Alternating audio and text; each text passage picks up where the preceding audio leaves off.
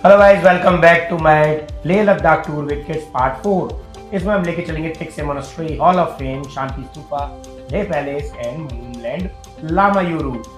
चलो गाइस, बने रहो इस वीडियो में, बहुत कुछ देखने को मिलेगा और ये मेरा लास्ट वीडियो होगा लेह लद्दाख टूर का। We are going to Thiksey Monastery.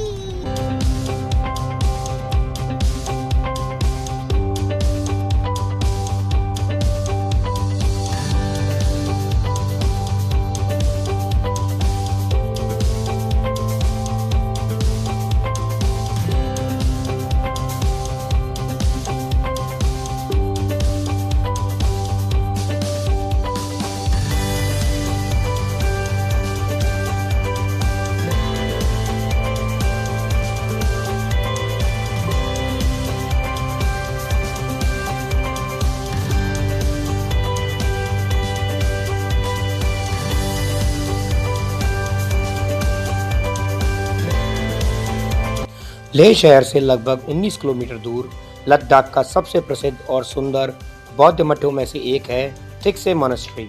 इसे अक्सर लद्दाख का पोटाला पैलेस भी कहा जाता है, क्योंकि इसकी बनावट तिब्बत के पोटाला पैलेस जैसी दिखाई देती है। इंडस नदी घाटी के ऊपर पहाड़ी पर स्थित है ये। यहाँ से सूर्योदय का दृश्य बेहद सुंदर लगता है। 15वीं शताब्दी में स्थापित यह मठ गेलुक परंपरा, जो कि दलाई लामा की परंपरा है, उससे जुड़ा हुआ है। यहाँ आज भी भिक्षु रहते हैं और शिक्षा प्राप्त करते हैं।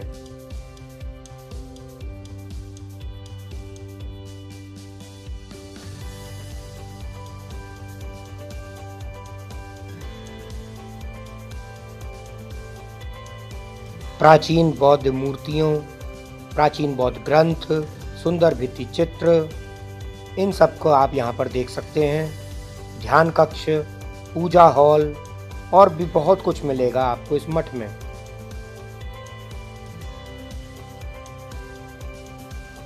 सुबह की प्रार्थना में भाग ले सकते हैं। ढोल, शंख और मंत्रों की ध्वनि से पूरा वातावरण आध्यात्मिक हो जाता है।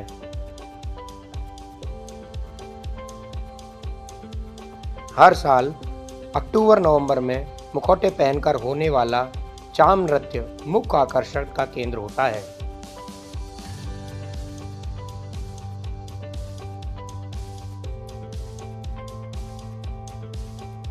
तो गाइस, आपको लेके चलता हूँ लगभग 49 फीट ऊंची मैत्रेय बुद्ध की विशाल प्रतिमा की तरफ। लद्दाख की सबसे बड़ी बुद्ध प्रतिमाओं में से एक है ये।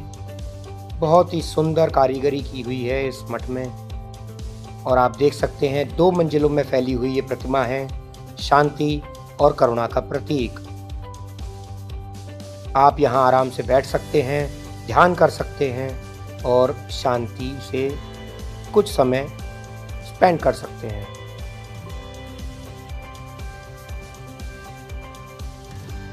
अब आपको मैं ले चलता हूँ गोल्डन स्तूपा और सिल्वर स्तूपा की तरफ। यह स्तूप सोने की परत से बने हुआ है। इसे भी एक महान बौद्ध गुरु की याद में स्थापित किया गया था। सिल्वर स्तूपा, यह शुद्ध चांदी से बना हुआ है। उसे एक उच्च पदस्थ लामा बौद्ध गुरु की स्मृति में बनाया गया है।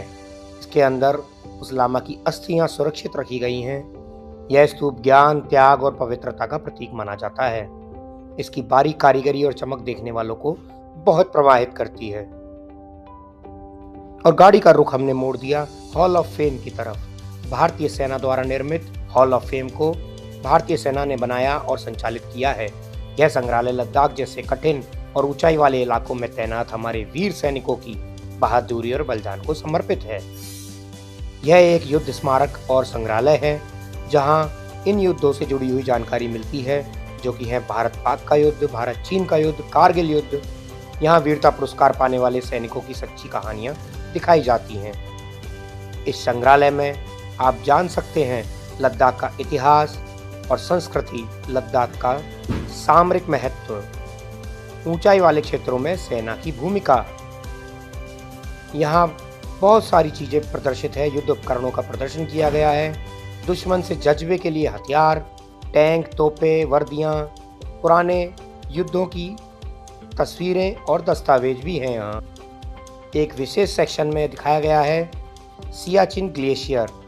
-40 डिग्री सेंटीग्रेड तापमान में सैनिक कैसे रहते हैं, ठंड से बचने के लिए इस्तेमाल होने वाला सामान और भी बहुत कुछ यहाँ देखने को मिलता है। यहाँ शहीद सैनिकों के नाम लिखे गए हैं दीवारों पर। इसे पढ़ते समय मन गर्व और सम्मान में भर जाता है।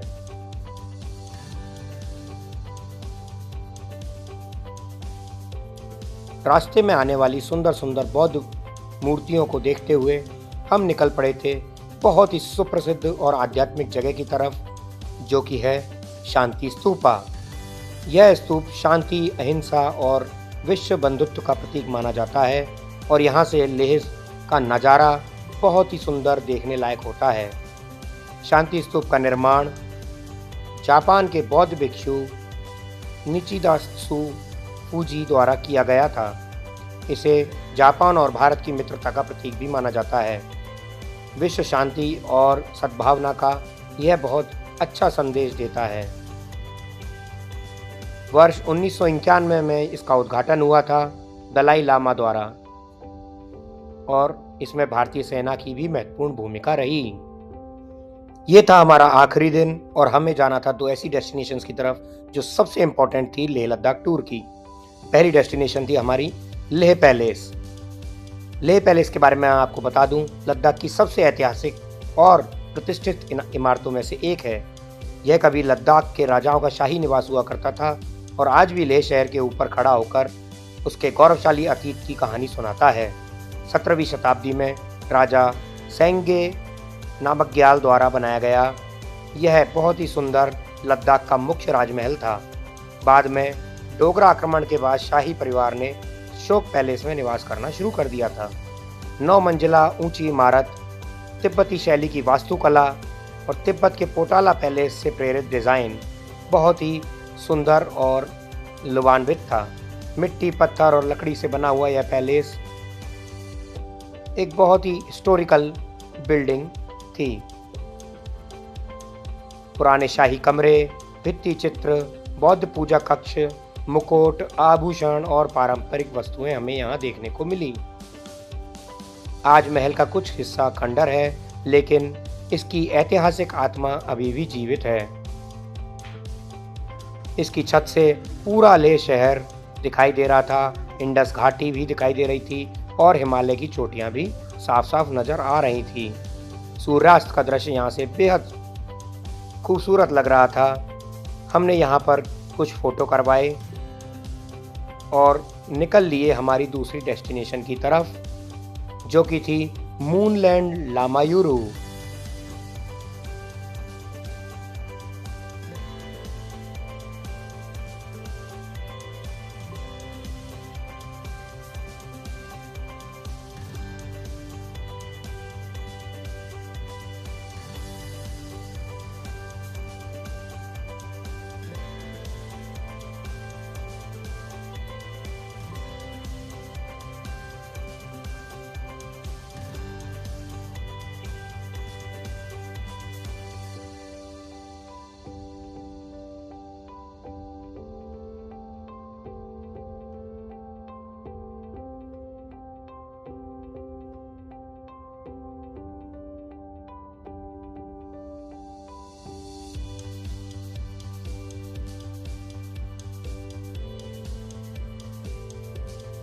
लामायुरू जाने के लिए हमें खालसी चेक पोस्ट से गुजरना था। वहां हमने एंट्री करवाई और हम निकल गए मूनलैंड लामायुरू की तरफ। लद्दाख की सबसे अनोखी और रहस्यमयी जगहों में से एक है मूनलैंड लामायुरू। इसकी ज़मीन और पहाड़ियों की बनावट इतनी अलग है कि यह सचमुच चांद की सतह की जैसी दिखाई देती है। चेक पोस्ट निकलते ही ऐसा लगा जैसे पूरी दुनिया ही बदल गई हो और इसी वजह से इसे मूनलैंड कहा जाता है।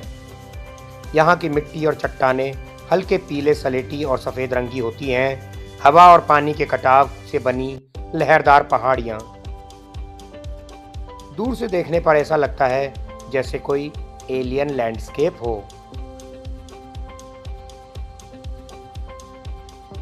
माना जाता है कि यह इलाका लाखों साल पहले समुद्र के नीचे था।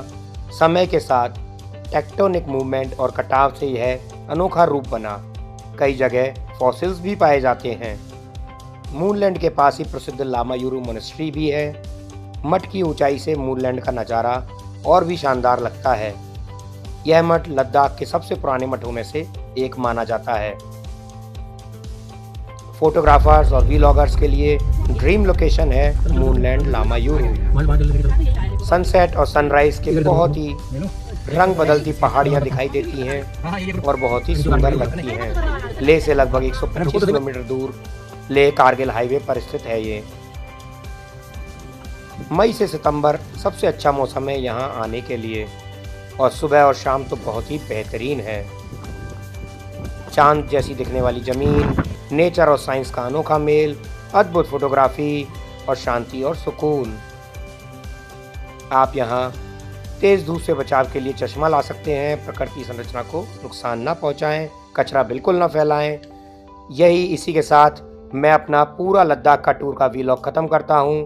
बहुत अच्छे हमने फ़ोटोज़ यहाँ कलेक्ट की, बहुत ही अच्छे हमने यहाँ पर मूवमेंट्स को बनाया और साथ में ले गए बहुत सारी मेमोरीज़।